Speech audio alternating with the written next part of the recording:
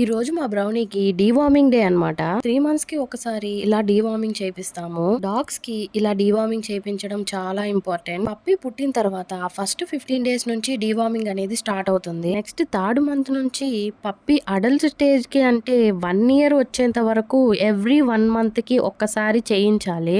Dosage అనేది మీ పెట్ body weight ని బట్టి తీసుకోవాలి. మా బ్రౌనీకి అయితే 4 టాబ్లెట్స్ వేస్తాము. అది కూడా వెటర్నరీ డాక్టర్ ప్రిఫర్ చేశారు. ఇలా డాగ్స్ కి డీవార్మింగ్ చేయకపోవడం వల్ల చాలా ప్రాబ్లమ్స్ అనేవి వస్తాయి.